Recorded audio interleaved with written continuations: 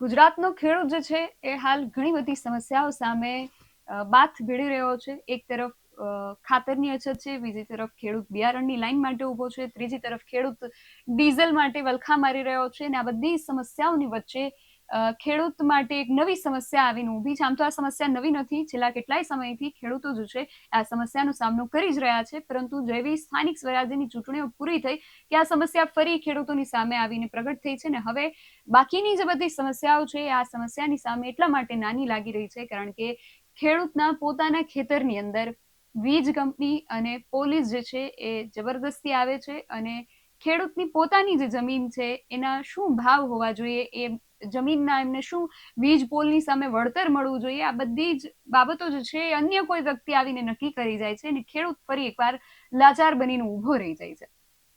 આજે ખેડૂતોની આ વિવિધ સમસ્યાઓ છે તેના વિશે જ વાત કરવી છે આ અહેવાલમાં.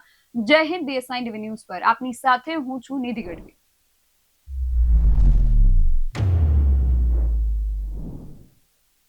આપણા દેશની અંદર જય જવાન જય કિસાનનો નારો તો બોલવામાં આવે છે, પરંતુ મને લાગે છે કે આ દેશની અંદર સૌથી બિચારો જો કોઈ વ્યક્તિ હોય તો આ દેશનો કિસાન અને જવાન છે. કારણ કે ખેડૂત જે છે એની જણસીના ભાવ કોઈક બીજું નક્કી કરે છે, ખેડૂતની જમીનના ભાવ કોઈક ત્રીજું વ્યક્તિ આવીને નક્કી કરે છે, પરંતુ એ પોતે જેના પર મહેનત કરે છે, એ પોતે જેના પરસેવો પાડી અને કણમાંથી મણ પેદા કરે છે, એના ઉપર એની જાણે માલિકી જ નથી. એ રીતે એને ટ્રીટ કરવામાં આવે છે. ખેડૂતો સાથે જે વર્તન કરવામાં આવે છે, એ પછી કિસાન હોય કે જવાન હોય, એમનું પોતાનું અસ્તિત્વ શું છે? આ ખેતી પ્રધાન કહેવાતા દેશની અંદર ખરેખર ખેડૂતને પ્રાધાન્ય આપવામાં આવે છે કે કેમ? એ પ્રશ્ન આજે એટલા માટે આવીને ઉભો રહ્યો છે કારણ કે ખેડૂતના પોતાના ખેતર છે ત્યાં વીજ કંપની જે છે એ વીજ થાંભલા નાખવા માટે ઈચ્છી રહી છે, પરંતુ એનો ભાવ જે છે એ કોઈક ત્રીજું વ્યક્તિ આવીને નક્કી કરે છે.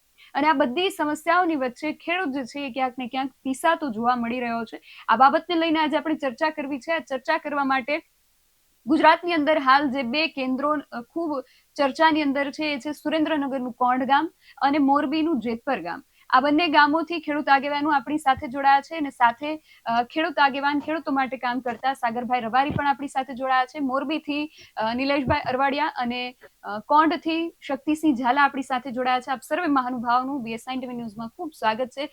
સૌથી પહેલા તો આજે નિલેશભાઈથી શરૂઆત કરવી છે. નિલેશભાઈ, મોરબી ના જેતપર ગામે આટલા દિવસથી જે સમાચાર સામે આવી રહ્યા હતા કે ખેડૂતો જે છે એ આ જેતપર જે ગામ છે એ ધારાસભ્ય સાથે રાજ્ય સરકારના મંત્રી કાંતિભાઈ અમૃતિયાનું આ ગામ છે, અને છતાં આ ગામના ખેડૂતોએ આટલી લડત આપવી પડે, પોતાના ખેતરની અંદર વીજ થાંભલાને લઈને, અને ખેડૂતોને ડિટેઇન કરવા પડે, ખેડૂત પરિવારની જે મહિલાઓ છે કે બાળકો છે એમને પણ પોલીસે ડિટેઇન કરવા પડે, આવી સ્થિતિ આવીને ઊભી રહે. અને પછી અંતે આજે જ્યારે કાંતિભાઈ અમૃતિયા ગામની મુલાકાત લે તો તમે આખી ઘટનાને કઈ રીતે જુઓ છો? ઘટનામાં સૌપ્રથમ તો પોલીસની વાત કરીએ તો પોલીસ પ્રજાની સુરક્ષા માટે હોય છે, તેને શપથ લેવડાવવામાં આવે છે. તો એ પોલીસ સુરક્ષા માટે અત્યારે છે જ નહીં. અત્યારે 11 થી 6 પગારદાર તરીકે અદાણી કંપની સિક્યુરિટીના બેઝથી પોલીસનો ઉપયોગ કરી રહી છે. ગુજરાત સરકારે રિલીઝ કરેલા પરિપત્ર મુજબ કલેક્ટરો અને એસપી કામ કરી રહ્યા છે. એના નીચે સિક્યુરિટી બેઝ ઉપર અદાણી પૈસા ભરી અને સિક્યુરિટી મગાઈ લે છે અને ખેડૂતોને પોલીસ કરી અને ડરાવે છે અને ડરની રાજનીતિ ચાલે છે. ગુંડાગીરી કરી અને જબરજસ્તીથી કોઈ પણ પ્રકારનું વળતર આપ્યા વગર દાદાગીરી કરીને, ગુંડાગીરી કરીને, લુખ્ખાગીરી કરીને, મારી ભાષામાં કહું તો આ લોકો થાંભલા નાખી રહ્યા છે અને સ્પેશિયલ પ્રજાને મારવા માટે, પ્રજા ઉપર દમન કરવા માટે, અત્યાચાર કરવા માટે, લાઠીચાર્જ કરવા માટે, મહિલાઓ, દીકરીઓ, બાળકોને અત્યાચાર કરવા માટે, ડરાવવા માટે આ અદાણી 11 થી 6 વેચાતી પોલીસ લે છે. એટલે પોલીસ પ્રજાની સુરક્ષા માટે છે જ નહીં અત્યારે અમારે મોરબીમાં.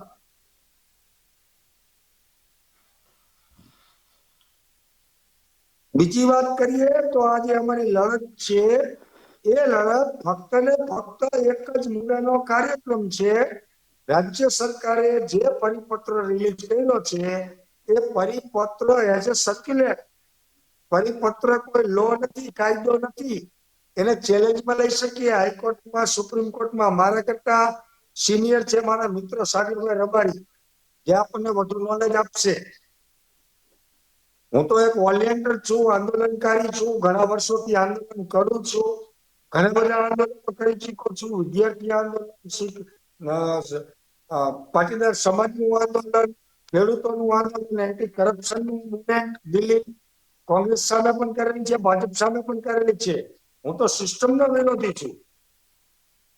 તો જે રાજ્ય સરકારે પરિપત્ર રિલીઝ કર્યો છે as a not law, as a only circulate, જે પ્રજાની સુખાકારી અને સુવિધા માટે રાજ્ય સરકારને સત્તા છે પરિપત્ર રિલીઝ કરવાની. જ્યારે આજે ગુજરાતની અંદર પરિપત્રના આધારે ડરાવવામાં આવે છે, ધમકાવવામાં આવે છે, અને પરિપત્રના આધારે થોડું થોડું 30%, 25%, 35% ચૂકવણું કરી અને લાઈનો નાખવામાં આવે છે. અને ત્યારબાદ થાંભલા ઉભા થઈ ગયેલા છે, એને કોઈને કરેલું નથી. આ મોદીના માસિયાભાઈની લાઈન છે, ગૌતમ અદાણીની. માસિયોભાઈ કોતો ભલે અને મોદીનો જમાઈ કોતો ભલે, કોઈને ચૂકવા નથી. જેમ મોદીએ કોઈને ચૂકવા નથી, એમ આ અદાણીએ કોઈને ચૂકવતો નથી. આવો એનો રેકોર્ડ છે, આપ જોઈ શકો છો. તો પરિપત્રના આધારે ધાક ધમકીઓથી પોલીસને આગળ રાખી, ડરાવી, ધમકાવી અને વીજલાઈન નાખે છે. પરંતુ આ જેતપુરના ખેડૂતોએ, આજુબાજુના ગામડાના કિસાનોએ એક થઈને જે લડત આપી છે અને જે વિરોધ કર્યો છે એ કાબિલે દાદ છે. અને ખેડૂતોની એક જ માંગણી છે, ભારત સરકારના કોન્સ્ટિટ્યુશન મુજબ જે કાયદો બનેલો છે એ કાયદા મુજબ ખેડૂતોને વળતર મળે. પરંતુ અદાણી કંપની તમામ લાયસન્સો, પરમિશનો કેન્દ્ર સરકારની લે છે અને પરિપત્ર લાગુ રાજ્ય સરકારનો કરાવે છે. એટલે ક્યાંક ને ક્યાંક પેલું કહેવાય ને કે દાળ કાળી છે, તો મને દાળમાં કાંઈક કાળું છે. દાળમાં કંઈક કાળું નથી, દાળ જ આખી સાગરભાઈ કાળી છે. એટલે કોઈ દમન કરી રહ્યા છે, 10-10 વર્ષના બાળકોને ડિટેન કરી રહ્યા છે, 70 વર્ષની ઉંમરની મહિલાઓને પોલીસ ધક્કા દઈને મારે છે, લાઠીચાર્જ કરે છે. આપના મીડિયા તરફથી પણ મીડિયા પ્રેઝન્ટેશન તમે કરેલા છે. અત્યાચારની કોઈ સીમા નથી. ગુંડાગીરી અને દેશી ભાષામાં લુખ્ખાગીરી, ગુંડાગીરી અને અસામાજિક તત્વો જેવા કાર્યો કરે, એવા કાર્યો અત્યારે મોરબીની અને ગુજરાતની પોલીસ કરી રહી છે. નિલેશભાઈ જે રીતે કહી રહ્યા છે, તો શક્તિભાઈ પ્રશ્ન એક એ પણ ઉઠે છે કે તાજેતરમાં જ કાંતિભાઈ અમૃતિયા, એમની સાથે પ્રકાશભાઈ વરમોરા અને દુર્લભજી દેથરિયા, આ બધા જે ધારાસભ્યો છે, મંત્રીઓ છે, એમણે મુખ્યમંત્રીને ખેડૂતોના 2 મુદ્દાઓને લઈને ખાસ રજૂઆત કરી હતી. જેમાં એક છે હળવદ ધ્રાંગધ્રાની આસપાસનો જે વિસ્તાર છે, ત્યાં નર્મદાની જે કેનાલ છે એમાં સિંચાઈ માટે પાણી છોડવામાં આવે. અને બીજો જે મુદ્દો હતો એ વીજ લાઈનનો મુદ્દો હતો. મુખ્યમંત્રી આ બાબતને ધ્યાનમાં લઈને જે કેનાલો છે એમાં પાણી છોડવાની જાહેરાત તો કરી દીધી, પરંતુ વીજ લાઈનનો જે મુદ્દો છે હજુ પણ ત્યાં જ ઉભો છે. અને આજે મુખ્યમંત્રીને આ રજૂઆત કર્યા બાદ કાંતિ અમૃતિયા તો એમનો મત વિસ્તાર છે કે એમનું માદરે વતન પણ કહી શકાય, જેતપર ગામના ખેડૂતો જ્યારે આટલું ઉગ્ર આંદોલન કરી રહ્યા હતા તો એમને મળવા માટે પહોંચ્યા હતા, એમની સાથે બેઠક પણ કરી છે. બેઠક બાદ શું નિર્ણય આવે છે જોવાનું રહેશે, પરંતુ કાંતિ અમૃતિયા એમના લોકોની વચ્ચે પહોંચ્યા હતા. પ્રકાશભાઈ વરમોરા ક્યાં છે શક્તિભાઈ? શક્તિભાઈ સાથે કદાચ સંપર્ક કપાઈ ગયો છે. મારે આવવું છે આ પ્રશ્ન ઉપર સાગરભાઈ તમારી પાસે, કે ખેડૂતો જે છે એ એમની પોતાની જમીન છે, એ જમીનની અંદર એક ખાનગી કંપની છે એ વીજ પોલ નાખવા માટે આવે છે. એ જમીનનો ભાવ જે છે એ ખેડૂત પોતે નક્કી કરે, તો શું એમાં કઈ ખોટું છે સાગરભાઈ? બેન BS9 ને પણ અભિનંદન. અને આ જે ખેડૂતો સંઘર્ષ કરી રહ્યા છે એ બંને જગ્યાના ખેડૂતોને પણ હું અભિનંદન આપું છું કે એ લોકો મજબૂતીથી સંઘર્ષ કરી રહ્યા છે. અભિનંદનની સાથે મારે એ વાત પણ ખેડૂતોને પૂછવી છે અને બધાને જ પૂછવી છે કે સરકારને આ અધિકાર આપ્યો કોણે? આપણે જ આપ્યો છે ને. આણંદના ખેડૂતોને માર્યા તો બીજા ખેડૂતોને અસર ના થઈ, તલાલાના ખેડૂતોને માર્યા બીજા ખેડૂતોને અસર ના થઈ. 2013 નો જમીન સંપાદનનો કાયદો બન્યો, જેમાં જંત્રીના 4 ગણા ભાવ આપવાની સરકારે વાત કરી અને જંત્રીઓ રિવાઇઝ કરવાની વાત કરી, પુનર્વસનની વાત કરી, તો એ સરકારને તો કાઢી મૂકવામાં ખેડૂતો જ મોખરે હતા કે આવી સરકાર ના જોઈએ. એની સામે ખેડૂતોએ પોતે કેવી સરકાર પસંદ કરી? હું ખાસ તો ગુજરાતની વાત કરું છું કે જે સરકારે વિધાનસભામાં કાયદો પસાર કર્યો કે કોઈ પણ પ્રકારના વળતર વગર ખેડૂતોની 50% જમીન એક જાહેરનામું બહાર પાડી અને સરકાર કપાતમાં લઈ શકશે, તો ખેડૂતોએ ખોબલે ખોબલે મત આપ્યા. આ જ સરકારે 2013માં કાયદો ઘડ્યો કે તમે નહેરની આજુબાજુથી, નદીની આજુબાજુથી, તળાવની આજુબાજુથી પાણી લેશો, ભલે પોતે કૂવો કરીને, ટ્યુબવેલ કરીને લેશો, તો પણ તમારે દંડ અને વળતર ભરવા પડશે, પૈસા ભરવા પડશે. તો જે પોતાનું પાણી લઈ લે છે, જે પોતાની જમીન લઈ લે છે, એના માટેના કાયદાકીય વ્યવસ્થા કરે છે, તો એ વ્યવસ્થા કરવાનો અધિકાર પણ તો ખેડૂતો જ આપે છે ને બેન. આપણે સવાલ જાતને પૂછવો જોઈએ. આ જ સરકાર જંત્રીના ભાવો કેમ નથી વધારતી? અને જ્યારે વધારે છે ત્યારે તરત જ સરકારના પીઠબળથી જ એ મુવમેન્ટ શરૂ થાય છે કે ઘરો મોંઘા થઈ જશે, ઘરો મોંઘા થઈ જશે. જો જંત્રીના ભાવો નીચા હશે તો ખેડૂતોને વળતર ઊંચું કેવી રીતે મળશે? તો એ વખતે તો કોઈ બોલતા નથી. આપણે જેટલી વાર જંત્રીનો વધારો થયો અને લોકોએ વિરોધ કર્યો ત્યારે મેં વિરોધ કર્યો છે કે જંત્રી વધવી જોઈએ. જો જંત્રી વધશે તો જ વળતરની રકમ વધવાની છે. બીજી વસ્તુ, ટેલિગ્રાફ તો નાબૂદ કરી દીધો ભારત સરકારે. હવે ક્યાંય ટેલિગ્રાફ અસ્તિત્વમાં નથી, પરંતુ અંગ્રેજોએ બનાવેલો ટેલિગ્રાફ એક્ટ આજે પણ ચાલુ રાખ્યો છે. અને થાંભલાઓ માટે જે બળજબરી કરવામાં આવે છે, એ અંગ્રેજોએ પોતાના ટેલિગ્રાફની લાઈનો નાખવા માટેનો જે કાયદો ઘડેલો બળજબરીથી, એ જ કાયદો ભારત સરકાર આજે પણ અપનાવે છે, અમલમાં મૂકે છે. તમે કોઈ પણ જાહેરનામું જોશો તો એમાં ટેલિગ્રાફ એક્ટની કલમ 100 મુજબ એ લખેલું આવે છે. જો ટેલિગ્રાફ જ નથી તો ટેલિગ્રાફ એક્ટ શા માટે રાખ્યો છે? શા માટે આપણે એના માટે મત આપ્યા છે? ત્રીજી વસ્તુ, વિકાસની 3 પાયાની જરૂરિયાત છે. જમીન જોઈએ, પાણી જોઈએ અને વીજળી જોઈએ. વીજળી જમીન વગર આવતી નથી, પાણી વગર આવતી નથી. પાણી જમીન સંપાદન વગર આવતું નથી. અને આ બંને વસ્તુ ખેડૂતો પાસે છે. તો આપણે વિકાસની વાતો સાંભળીને વિકાસ માટે તો મત આપીએ છીએ. આપણે એ વખતે તો વિચાર નથી કરતા કે કેવો વિકાસ, કોનો વિકાસ, ક્યારે વિકાસ. બસ આપણે એક શબ્દથી રાજી થઈ જઈએ છીએ કે વાહ વિકાસ. આ જે પાસેરામાં પહેલી પૂણી જ છે, શરૂઆત છે. શરૂઆતની પણ શરૂઆત છે.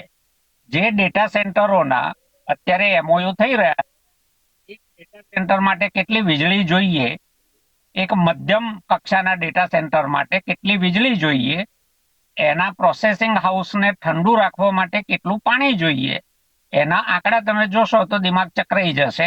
અને તો આપણને ખ્યાલ આવે તો પછી ગુજરાતમાં ખેડૂતોને તો પાણી મળવાનું જ નથી. જો આટલું બધું પાણી ડેટા સેન્ટરોમાં જાય, નર્મદાનું પાણી આજે પણ ખેતરો કરતા ઉદ્યોગોમાં વધારે જાય છે, જીઆઈડીસીઓમાં જાય છે, મોટા ઉદ્યોગોમાં જાય છે, શહેરોમાં પીવામાં જાય છે. અને હજી જો ડેટા સેન્ટરો આવશે તો પાણી ક્યાંથી લાવશે? તો એ પણ તો પોતાના એમાં લખશે કે અમે નર્મદાનું પાણી વાપરીશું. તો નર્મદા ડેમ કોને માટે બન્યો? આપણે કોને માટે મત આપ્યા? હું આમાં સરકારનો બેન નહિવત વાંક જોઉં છું, એટલા માટે કે જે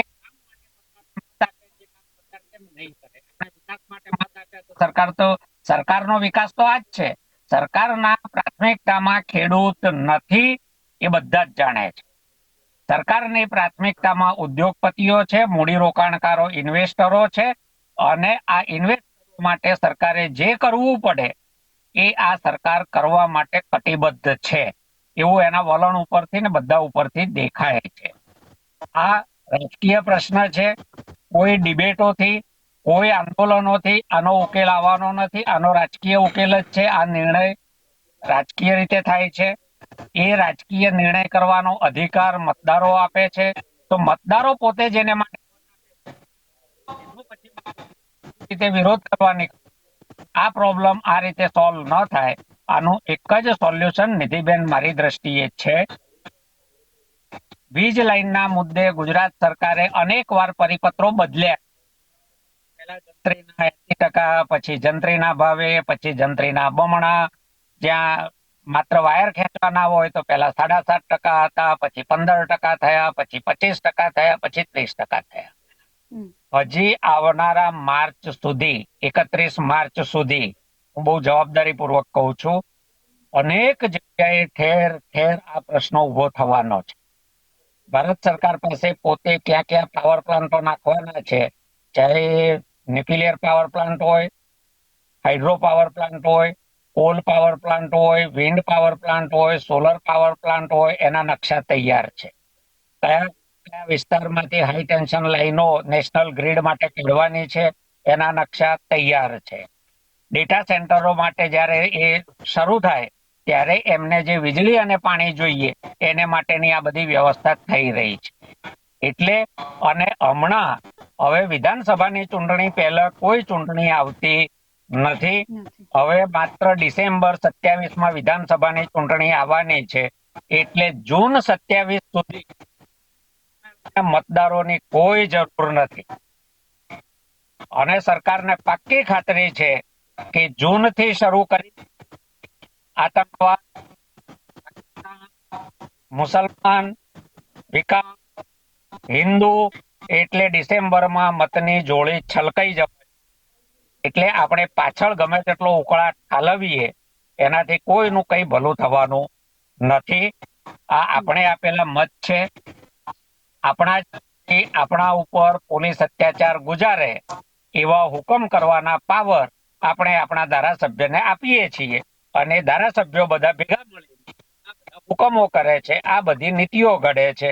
આનો એક જ ઉકેલ એ છે કે આખા ગુજરાત માટે વીજ લાઈનો જ્યાંથી નીકળવાની છે બધા માટે એક સરખી પોલિસી ઘડવામાં આવે. જેમ એમણે પાવર પ્લાન્ટો માટે વિકાસની નીતિ નક્કી કરી છે, ઇલેક્ટ્રિસિટી માટેની પોલિસી બનાવી છે, ઇન્ડસ્ટ્રીઝ માટેની ચાહે કેમિકલ હોય ચાહે આઈટી હોય એને માટેની પોલિસી બનાવી છે, તો આ લાઈનો માટે એક સમાન પોલિસી આખા ગુજરાતમાં લાગુ થાય એવી કેમ ના બની શકે? અને આ પોલિસી જ્યારે પણ સરકાર ઘડવાનું નક્કી કરે તો એને ખેડૂતોને સાથે રાખીને ઘડવી જોઈએ. તો જ આ ઝઘડાઓનો કાયમી ઉકેલ આવશે. જે 2 જગ્યાએ ચાલે છે, આ 2 જગ્યાનું થોડા દિવસ પછી 12 જગ્યાએ, 12 જગ્યાનું પતી જશે, પછી 22 જગ્યાનું ચાલુ થશે. છૂટક આંદોલનો કરવાનો આમાં મને ઉકેલ દેખાતો નથી. એક સમગ્ર પોલિસી માટે આખા ગુજરાતમાંથી અવાજ ઉઠે ખેડૂતોનો, સરકારને ફરજ પાડીએ.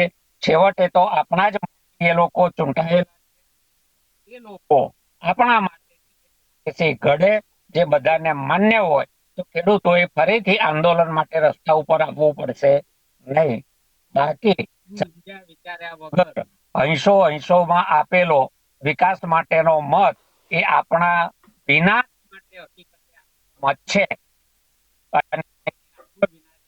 સામે તો સાગરભાઈ, જે રીતે આપ કહી રહ્યા છો કે આ સરકારને આપણે જ એટલે કે ખેડૂતો જ મત આપીને લાવ્યા છે, તો શું લાગે છે કે જો આ સરકાર ખેડૂતના હિતલક્ષી નિર્ણયો નથી લેતી તો એવું કોણ હોઈ શકે જે ખેડૂતો માટે કામ કરી શકે? ખેડૂતોને ખબર છે. કાયદા બન્યા, એસઆઈઆર એક્ટ બન્યો 2009 જમીન કાપી લેવાનો, તો ખેડૂતોને ખબર જ હતી. સિંચાઈ અધિનિયમ 2013 બન્યો કે ભાઈ પાણી તમે લો કે ના લો તમારે વેરો ભરવાનો, અને 1.5-2 વર્ષ પહેલા જ મૂળી તાલુકાના ખેડૂતોને લાખો રૂપિયાની નોટિસો મળી હતી કે તમે પાણીની ચોરી કરી છે, કરો નહીતર તમારામાં મહેસૂલ બાકી બોલાશે. અને એ લોકો આજે કેસ કોર્ટની મુદતો ભરી રહ્યા છે. તો આ બધી આપણને ખબર જ છે બેન, અને એ છતાં આપણે મત આપીએ છીએ. એ વાસ્તવિકતા પણ આપણે સ્વીકારવી પડે. એટલે મારો સાગરભાઈ પ્રશ્ન એ છે કે આ વાસ્તવિકતા છે કે જે રીતે આપ કહી રહ્યા છો કે સરકારના નિર્ણયો જે છે એક બાદ એક ખેડૂત વિરોધી નિર્ણયો આવી રહ્યા છે, તો ખેડૂત માટે આશાની કિરણ કોણ છે? એ ભારતીય જનતા પાર્ટીને જો મત ન આપે, એમની સરકાર ન બનાવે, તો શું કોંગ્રેસ ખેડૂત માટે કંઈ કરશે, કે પછી આમ આદમી પાર્ટી ખેડૂતો માટે કરશે, કે કોઈ પછી અન્ય ત્રીજો કોઈ પક્ષ છે એ ખેડૂતો માટે કોણ કામ કરશે? ખેડૂતો કોની ઉપર વિશ્વાસ મૂકી શકે? જુઓ બેન, જેની ઉપર 32-35 વર્ષથી વિશ્વાસ મૂક્યો, એ જે કરી રહ્યા છે એ તો આપણી નજર સામે છે. 35 વર્ષ એટલે આજે જે 50 વર્ષનો ખેડૂત છે એને તો ખબર નથી કે પહેલા સરકારો શું કરતી હતી, કારણ કે 12-15 વર્ષ સુધી તો આપણને કોઈ બાળપણ જ હોય, અનુભવ જાજો હોય નહીં. તો 50 વર્ષ પહેલા શું હતું ગુજરાતમાં, કેવી રીતે શું ચાલતું હતું એ ખબર નથી. એટલે 50 વર્ષની ઉંમર સુધીના એ અંશો વિકાસ અને હિન્દુ મુસલમાનના નામે મત આપે છે. પેલા લોકોને એ જોઈએ છે. તો જે 35 વર્ષથી આપણું ભલું નથી કર્યું, એ તો નથી કરવાનો એટલું નક્કી છે. તો નવાને અજમાવવામાં શું જાય છે?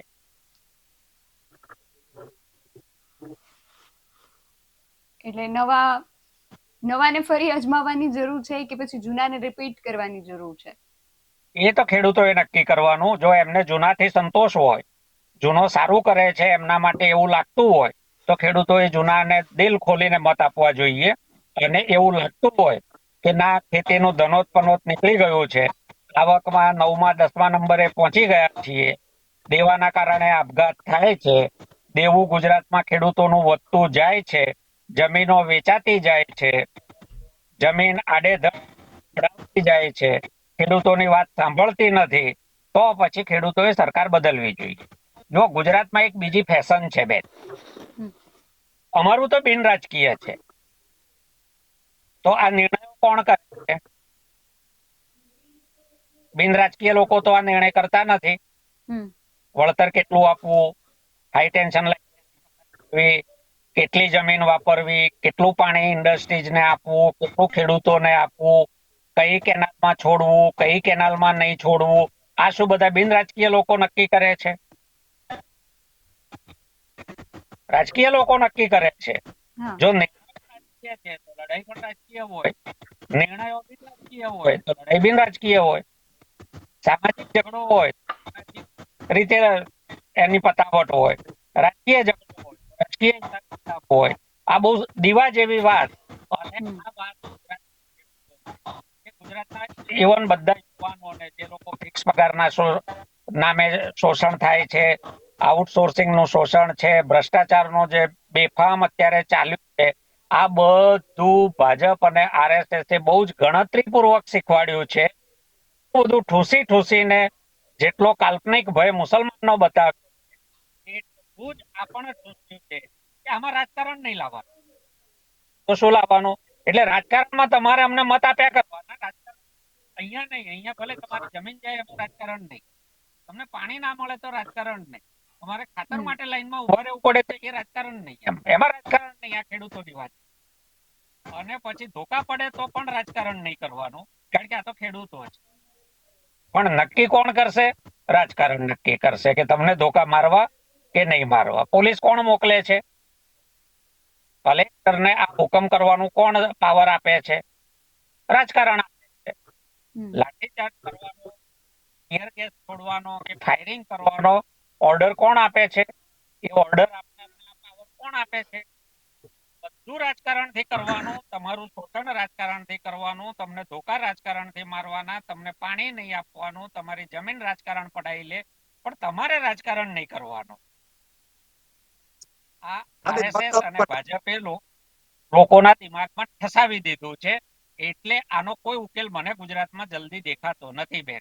બહુ ઈમાનદારી પૂર્વક કહું છું કે મને આમાં ઉકેલ ગુજરાતના ખેડૂતો લાવી શકશે એવું નથી દેખાતું. એટલે જે રીતે સાગરભાઈએ કહ્યું કે આ પ્રશ્નનો જવાબ તો ખેડૂતો જ આપી શકે. ખેડૂત પણ આપણી સાથે અહીંયા ઉપસ્થિત જ છે. આપણે નિલેશભાઈ પાસે ફરી વળીશું. નિલેશભાઈ, આનો તમને શું ઉકેલ લાગે છે? જે રીતે સાગરભાઈએ વાત કરી કે જો સરકારના નિર્ણયો ખેડૂત વિરોધી હોય તો ખેડૂતો હવે આગળ કોની પસંદગી કરી શકે? શું પુનરાવર્તનનો પવન ખેડૂતો ફરી લાવે કે આટલા વર્ષથી ભારતીય જનતા પાર્ટીની સરકાર છે, જો તો ખેડૂતોને એવું લાગે છે કે કોંગ્રેસમાં આશાનું કિરણ બની શકે કે પછી કોંગ્રેસ કે ભારતીય જનતા પાર્ટીને છોડી અને નવી પસંદગી આમ આદમી પાર્ટી ઉપર ખેડૂત ઢોળે તો એમની પાસેથી ખેડૂતોને શું આશા દેખાઈ રહી છે કે ખેડૂતોની જે સમસ્યાઓ છે એનું સમાધાન કોણ લાવી શકે? મારી દ્રષ્ટિએ તો બેન સૌપ્રથમ સાગરભાઈ જે વાત કરે છે એકદમ પરફેક્ટ અને મુદ્દાની અને નિખાલસતાથી વાત કરે છે અને ઈમાનદારી પૂર્વક વાત કરે છે. ગુજરાતનો ખેડૂત જ્ઞાતિ, જાતિ, ધર્મ અને સંપ્રદાયમાં વહેંચાયેલો છે. જ્યારે ચૂંટણી આવે છે ને ત્યારે બધાને પોતાની જાતિનો અને પોતાની પસંદગીનો અને પોતાની પાર્ટીનો નેતા જોઈએ છે. નેતાને ચૂંટણી આવે છે ત્યારે પોતાની જાતિ યાદ આવે છે, પોતાની જ્ઞાતિ યાદ આવે છે. દરેક જ્ઞાતિ પાસે જઈને કહે છે હું તમારી જ્ઞાતિનો છું, હું તમારા સમાજનો છું, જરાક જોઈ લેજો. પણ જેવી ચૂંટણી જાય, જીતી જાય એટલે એ કોંગ્રેસનો હોય તો કોંગ્રેસનો થઈ જાય, ભાજપનો હોય તો ભાજપનો થઈ જાય. સાગરભાઈ જે વાત કરી એકદમ પરફેક્ટ વાત કરી. જ્યાં સુધી ખેડૂત નક્કી કરે કે ભાઈ જાતનો કે જ્ઞાતિનો નહીં, કામનો, આપણા માટે કોણ કામ કરી શકે છે, આપણા પ્રશ્નો કોણ હલ કરી શકે છે, પછી જેમ સાગરભાઈ કીધું એમ કે તમામ પ્રશ્નોનું નિરાકરણ હુકમશાહી વિધાનસભાથી થાય છે, નેતાગીરીથી થાય છે, રાજનીતિથી થાય છે. આજે કાલે જે ધોકા માર્યા, હમણાં જ કાંતિભાઈ પ્રેસ કરી, એનું તમને તાજું ઉદાહરણ આપું. 10 મિનિટ 20 મિનિટ પહેલા જ કાંતિભાઈ અમૃતિએ પ્રેસ કરી અને કહેતા હતા અહીંયા મોરબીથી કાંઈ કામ થવાનું નથી, ડીવાયએસપી, એસપી કે કલેક્ટર. એના માટે આપણે ગાંધીનગર જવું પડે, અહીંથી કાંઈ પાવર નથી, બધું ઉપરથી છે. વળી પાછા એને પ્રેસમાં 4 મિનિટ પછી કાંતિભાઈ અમૃતિયા બોલે છે તમારી ચેનલમાં બેઝ 9 માં ન્યાય ઇન્ટરવ્યુ ડિબેટ જોઈ, અત્યારે પ્રેસ જોઈ, તમારી ચેનલમાં જોઈ છે. કાંતિભાઈ અમૃતિયા 4 મિનિટ પાછા એને જ બોલે છે પોતે રાજ્ય સરકારના સાગરભાઈ મંત્રી છે અને પોતે જ કહે છે કે કાલે ડીવાયએસપી નો ને એસપી નો આપણે ટાઈમ લઈ લઈએ. અરે ભલા man, રાજ્ય કક્ષાના મંત્રીને એસપી નો, કલેક્ટર નો, ડીવાયએસપી નો ટાઈમ ન લેવાનો હોય, એને સૂચન કરવાનું હોય, પર્સનલ એવડો પાવર આપેલો છે કોન્સ્ટિટ્યુશને. પણ આ બધા ચાવી વાળા ડુગડુગિયા છે.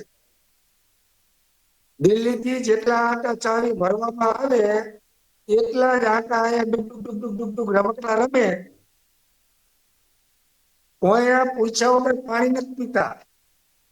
પ્રકાશભાઈ વરમોરા કહે છે કે ભાઈ પાણીના પ્રશ્નની 2 દિવસ પહેલા પ્રેસ કરીને કહે છે, ઇન્ટરવ્યુ આપ્યું છે, આપની ચેનલમાં પણ આપ્યું છે શાયદ, કે ભાઈ ખેડૂતોને સિંચાઈ માટે નર્મદા કેનાલમાં પાણી છોડવામાં આવે છે.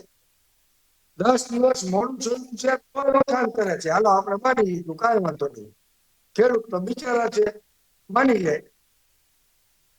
પણ આજે સવારે માળિયા બ્રાન્ચ જે મારા ગામમાંથી નીકળે છે ત્યાંથી અમારી વિધાનસભાના એમએલએ છે પ્રકાશભાઈ વરમોરા, અમારી વિધાનસભાના એમએલએ છે, કાલે પરમ દિવસે પ્રેસ રિલીઝ કરે છે કે ખેડૂતો માટે કેનાલમાં પાણી છોડવામાં સિંચાઈ માટે આવ્યું છે. આજે સવારે પોલીસ આવી અને મશીનની તોડફોડ કરી, લાઈનોની તોડફોડ કરી, ખેડૂતોને ડરાવી બંદૂકો લઈને આવે છે અને ત્યાંના ખેડૂત આગેવાન વિજયભાઈ ઈશ્વરભાઈ પટેલ એ પોલીસની ગાડીઓને કાઢે છે. એ વિડીયો પણ વાયરલ થયા છે મીડિયામાં. આપના માધ્યમથી મેં વિડીયો જોયા છે. હવે તમે વિચારી શકો છો કે પરમ દિવસે રાજ્ય સરકારે કેનાલમાં જળ સિંચાઈ માટે પાણી રિલીઝ કર્યું છે. આજે એના પોલીસ દ્વારા બંધ કરાવવામાં આવે છે, ત્રાસ દેવામાં આવે છે. તો હવે આપણે આમાં પ્રકાશભાઈ વરમોરાનો વોલ્ટ કેટલો ગણવો? કાંતિભાઈ અમૃતિયા એના ગામમાં આવી કે છે કે જે કઈ થતું તમને પકડતા હતા, છોડાવતા હતા, બધું મને ખબર છે. હું સંપર્કમાં હતો, હું આઈરેટ છું. તો આ બહેનું દીકરીઓને લાઠીચાર્જ કર્યો એ પણ કાંતિભાઈને ખબર હશે. 10 વર્ષના દીકરાને ડિટેન કર્યો એ પણ કાંતિભાઈ અમૃતિયાને ખબર હશે. કાલે જે એમાં તો બેનને કાંતિભાઈ એવું કે સિરિયસ છે થઈ ગયા, કે અમારા નાના દીકરાને ડિટેઇન કર્યો તે વધુ મજબૂત બનશે. કેવી રીતે મજબૂત બને? રાષ્ટ્ર વિશે શું વિચારશે? રાષ્ટ્ર પ્રેમી એનામાં ક્યાંથી જાગૃત થશે? પોલીસ અધિકારીઓ વિશે એની નેગેટિવિટી કેવી થશે? એને અને એને મમ્મીને બંનેને ડિટેન કર્યા હતા. એ બાળક હપ્તાઈ ગયેલું મેં ખુદે મારી નજર સામે જોયેલું છે. મજબૂત કરવા હોય તો મજબૂત કરવાના ઘણા બધા રસ્તા છે.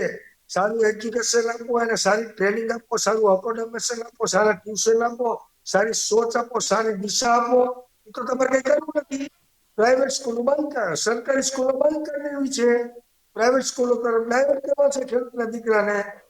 હાલની પરિસ્થિતિ જોતા સાગરભાઈ મને એવું લાગી રહ્યું છે કે રાજ્ય સરકાર અને કેન્દ્રમાં બેઠેલી રંગાબીલાની જોડી, મારી ભાષા થોડી કડક હોય છે, તમારી જેમ નમ્ર ભાષા નથી હોતી, કારણ કે હું એક આંદોલનકારી છું. આપ તો ઘણા બધા સિનિયર છો અમારા કરતા. હું થોડો આઝાદ તરીકે ફેમસ છું અને આઝાદનો દીવાનો છું. દિલ્હીમાં બેઠેલી રંગાબીલાની જોડી અને આ ભારતીય જનતા પાર્ટી અને આરએસએસ એવું ઈચ્છી રહી છે કે જે જૂના જમાનામાં રાજા રજવાડા વખતમાં માનસિક, સામાજિક અને આર્થિક ત્રાસથી જે લોકો સ્વાભિમાન અને અભિમાન માટે જે આપણે કહેવાય ને, શું કહેતા એને અત્યારે આ ગુંડા કહીએ છીએ, તો અત્યારે શું કહેતા એને આપણે? બારવટિયા સોરી, બારવટિયા બનતા હતા. બારવટિયા બનતા હતા. એવી રીતે રાજ્ય સરકાર, ભાજપ સરકાર, અમિત શાહ, નરેન્દ્ર મોદી અને આરએસએસ એવું ઈચ્છી રહી છે કે ગુજરાતના ખેડૂતો યા તો બારવટિયા બને યા તો નક્સલવાદી બને. કારણ કે ગુજરાતની અંદર ડ્રગ્સ છોડે ધાર વેચાઈ રહ્યો છે, દારૂ છોડે ધાર વેચાઈ રહ્યો છે, નદીઓ રેલાઈ રહી છે. એ પોલીસને નથી દેખાતી. 10 વર્ષનું બાળક એના હક અને અધિકારની વાત કરે છે, એ ગુજરાતની જાંબાજ, મોરબીની જાંબાજ પોલીસને દેખાય છે અને બાળકને ડિટેન કરે છે. 70 વર્ષની બુજુર્ગ પ્રોટેસ્ટ કરે છે તો એને ધક્કા મારીને આઈસીયુમાં દાખલ કરી નાખે છે.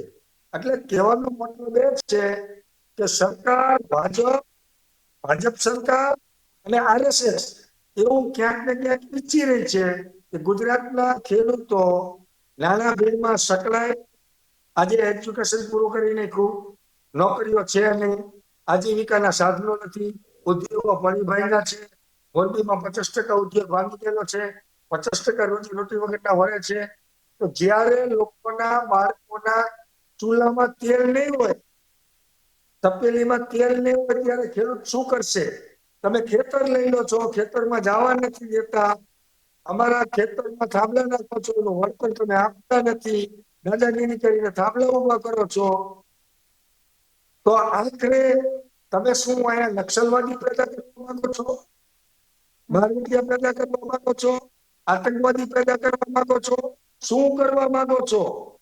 એટલે નિલેશભાઈ, અને જ્યારે એક બાજુ ખેડૂતોની તમે કહો છો આટલી બધી સમસ્યાઓ હોય ત્યારે જો વિપક્ષ અવાજ ઉઠાવે તો આજે જે રીતે તમે કાંતિભાઈ અમૃતિયાએ જે સ્ટેટમેન્ટ આપ્યું છે એની વાત કરી રહ્યા છો સાગરભાઈ, એટલે એ પણ પ્રશ્ન ઉઠે કે જો વિપક્ષ કંઈ નથી બોલતો તો દરેક જગ્યાએથી એ પ્રહારો આવે છે કે વિપક્ષ કેમ મૌન છે, વિપક્ષ કેમ કોઈ અવાજ નથી ઉઠાવી રહ્યો.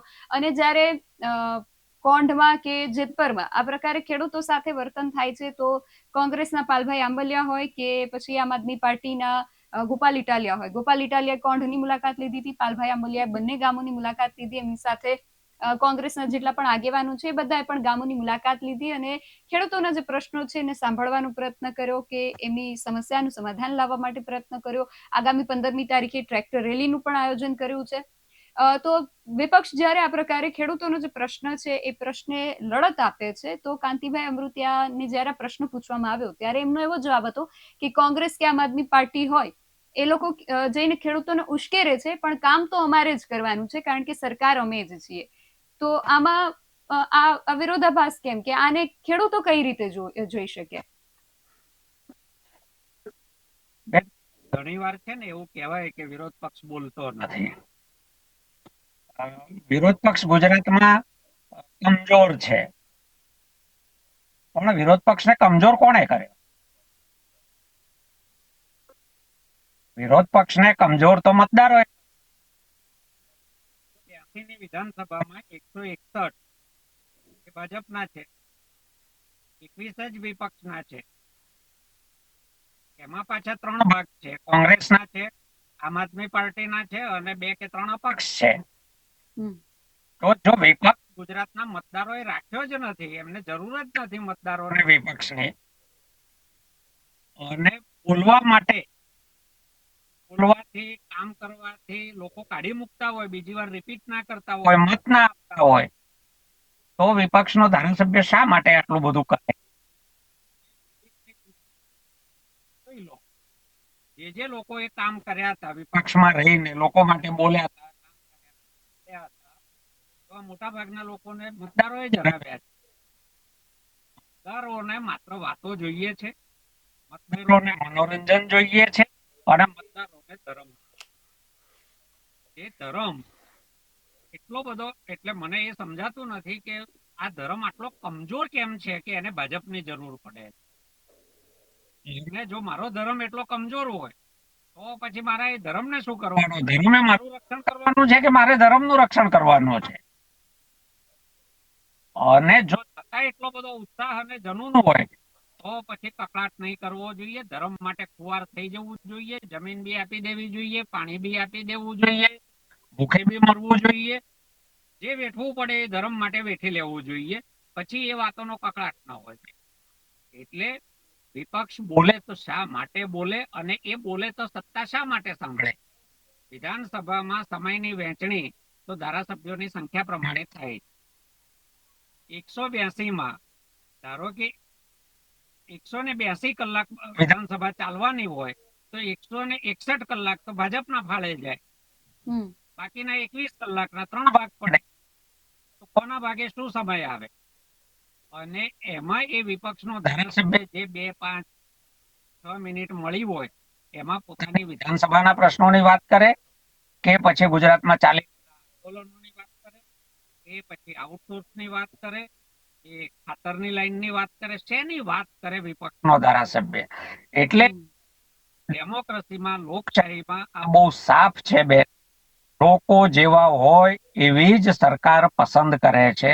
લોકોને આવો જ વિકાસ ગમે છે, જેમાં એમની જમીન જાય, જેમાં એમનું પાણી જાય, જેમાં એમને ખાતરોની લાઈનમાં ઉભા રહેવું પડે, જેમાં એમના બાળકો અભણ રહે, શાળાઓ ના મળે, જેમાં મળે એવા દવાખાના સરકારી ના મળે, જેમાં એમના વાહનો તૂટી જાય એવા ખાડાવાળા રોડ જોઈએ છે. લોકશાહીમાં તો બહુ સાદી વસ્તુ છે, જે વસ્તુ કરવાથી મત મળે એ જ નેતા કરે. તો લોકોએ જે ભાજપ ના આપે, અને આ બધું વર્ષ સુધી મત મળ્યા, તો પછી વિપક્ષ શું કરે? અને કાંતિભાઈ તો એવું જ કહે ને કે કામ અમારે કરવાનું છે. સાચી વાત છે કે સત્તામાં એ છે તો કામ તો એ જ કરશે ને. નિર્ણય ધારો કે કાલે આ 2 જગ્યાએ આટલા લાખ કે કરોડો રૂપિયાનો થાંભલા વળતર આપવું છે, તો એ નિર્ણય કોણ કરશે? સરકાર કરશે. સરકાર કોની છે? ભાજપની છે. પાલભાઈના કહેવાથી, સાગરભાઈના કહેવાથી કે BS9 ના કહેવાથી તો વળતરની રકમ નક્કી થવાની નથી. ના તો ગોપાલભાઈ ઇટાલિયા વળતરની રકમ નક્કી. એટલે અમે એ વાત સાચી છે કે કામ અમારે કરવાનું છે.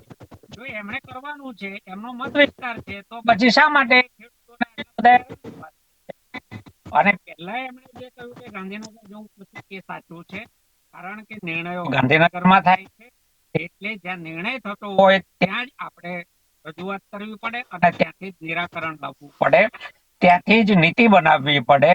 ડીએસપી હોય કે કલેક્ટર હોય, એ સરકારે બનાવેલા કાયદાના અને સરકારે ઘડેલી નીતિનો અમલ કરવા માટે બંધાયેલા કર્મચારીઓ, એમને લોકો પાસે મત લેવાના નથી, એમને મતદારો કે એમ કરવાનું નથી. લોકોએ જેમને મત આપી અને સત્તા સોંપી છે, એ સત્તાએ જે નિર્ણય કર્યો છે, જે નીતિ ઘડી છે, એ નીતિનો ગ્રાઉન્ડ પર અમલ કરવાનું કામ કલેક્ટર અને એસપી નો છે.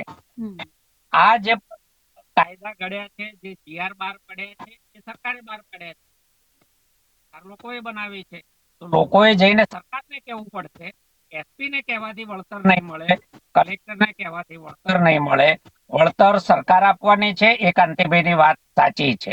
બીજું એમણે કહ્યું કે આ લોકો આવીને ઉશ્કેરે છે. ભાજપ છે, સત્તામાં છે, તો કાંતિભાઈ બીજું શું કે? એવું તો કહી ના શકે કે ના ના, આ લોકો આવીને સારું કામ કરે છે, ખેડૂતોને જાગૃત કરે છે, એટલે અમે હવે સારી નીતિ બનાવીશું અને ખેડૂતોને યોગ્ય વળતર મળે એની હું બાંયધરી બાંધરી આપે છે ખાલી પણ એવું તો આપતા એક જ નથી.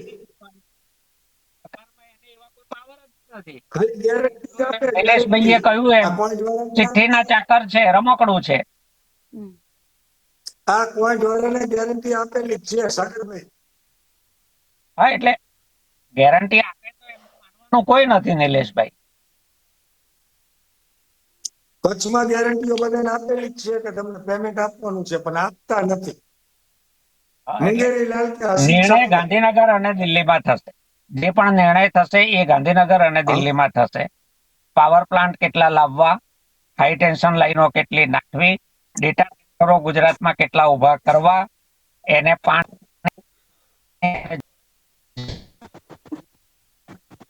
અને આવી સાગરભાઈ સીધી જગ્યાઓ છે ભાષામાં, સીધી જેમને મત લીટીમાં સિવાય કોઈ બીક લાગતી નથી.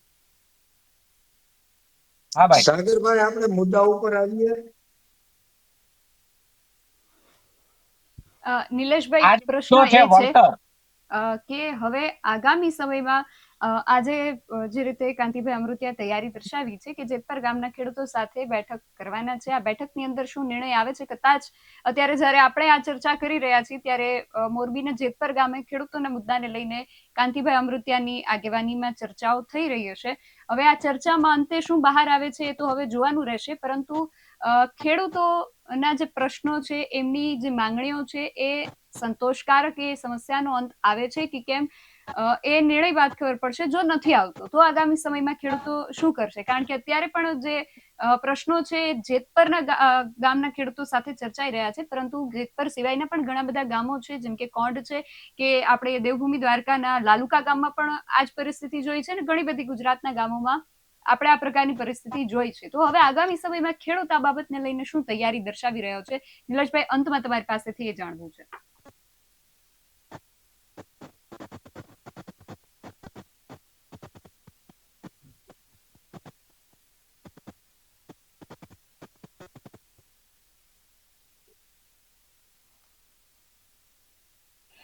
બેન શક્તિભાઈ, સ્ક્રીન ઉપર દેખાય અવાજ નથી, વોલ્યુમ નથી આવતું કે શું? શક્તિભાઈ અહીંયાથી લેફ્ટ થઈ ગયા છે, એમના ફોનમાં કદાચ કઈ ખામી હશે કે શું ખબર. અચ્છા, એમનું નેટ ઓફ થઈ ગયું છે. ખાલી ફોટો છે. હા, જ્યાંથી લેફ્ટ થયા ને એ સ્ક્રીન પછી ત્યાં ચોંટી જાય. અચ્છા, નિલેશભાઈ, તમને મારો અવાજ આવે છે?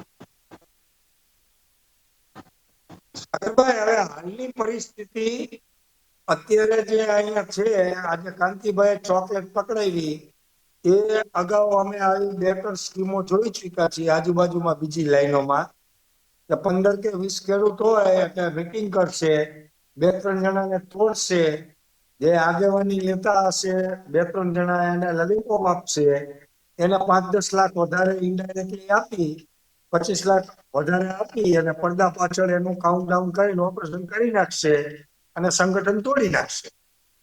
આ અમે 2-3 આવા ઓપરેશનો જોઈ ચૂક્યા છીએ. અને આ જેતપુરમાં પણ એ જ થવાનું છે કે 19 ખેડૂતો છે એમાં બે પાર્ટને લાલચ આપી, થોડા ઘણા પૈસા આપી અને સંગઠન તોડી નાખશે. આ પહેલેથી તોડજોડની નીતિ ભાજપની પહેલેથી છે અને આ ડુગડુગિયા છે. ઉપર ફોન કરીને પૂછશે કેટલા બતાવવાનું ઉપરથી જેટલા કે એટલામાં પતાવી દેશે 3-4 જણાનું, એટલે સંગઠન તૂટી જાય. ખેડૂત તો બિચારો ને બિચારો. નિલેશભાઈ, એવું નથી. મેં એવા આંદોલનો કર્યા છે અને જોયા છે કે જેમાં ખેડૂતો એકદમ એટલા બધા સંગઠિત રહ્યા છે, નિષ્ફળ ગયા છે અને ખેડૂતોને ન્યાય મળ્યો છે. એવું તમને દાખલા આપીને બતાવી શકું કે અહીંયા આમ થયું, અહીંયા આમ થયું, અહીંયા આમ થયું અને ખેડૂતોની જીત થઈ. અને જો ખેડૂતો સંગઠિત ન રહે તો પછી એમાં આગેવાનનો શું વાંક? જો ખેડૂતો સંગઠિત ન રહે તો આગેવાનનું કામ છે માર્ગદર્શન આપવાનું, સાથે ઉભા રહેવાનું, સલાહ આપવાનું. આ બધું આગેવાનનું કામ છે. ખેડૂતોએ રહેવું પડે. કોઈને દોરડે બાંધીને સંગઠિત રાખી શકાતા નથી. એટલે આજે ખેડૂતો અત્યારે આંદોલન કરી રહ્યા છે, એની સફળતા અને નિષ્ફળતાનો આધાર એમના સંગઠન ઉપર જ રહેશે. એનો શ્રેય પણ એમને મળશે અને નિષ્ફળતાનો અપયશ પણ એમને જ મળશે. સંગઠન પ્રમાણે નિર્ણય થશે. એ છે ચૂકવનાર જોઈએ. ભૂતકાળમાં ઘણી વખત આ જ ભાજપ સરકાર ચૂકી છે.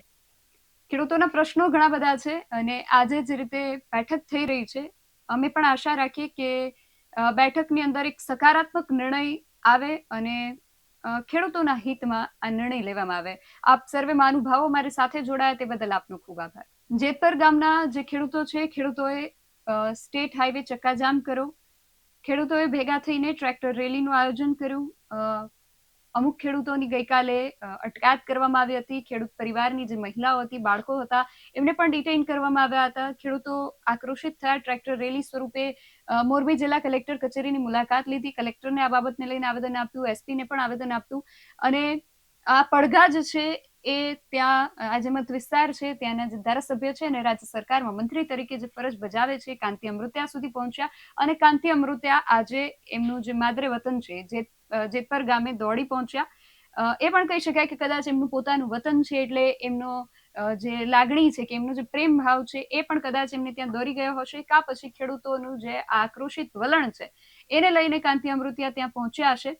પરંતુ આ પ્રશ્ન જે છે એ જેતપર પૂરતો સીમિત નથી. આ પ્રશ્ન ચૂંટણી પૂરી થયા બાદ કોંઢથી ફરી એકવાર સામે આવ્યો છે.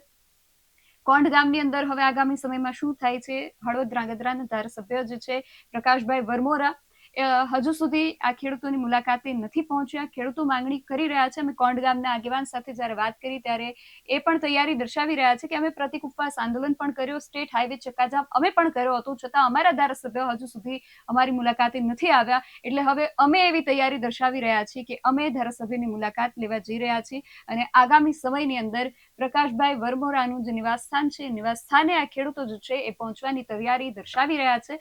અને હવે આગામી સમયમાં શું થાય છે? કાંતિ અમૃત્યા આજે જયારે જેતપર ગામના ખેડૂતો સાથે ચર્ચાઓ કરી રહ્યા છે, તો આ ચર્ચામાં અંતે શું નિર્ણય બહાર આવે છે? કોંઢ ગામના ખેડૂતોનો પ્રશ્ન હજુ જેમ તેમ જ ઉભો છે ને.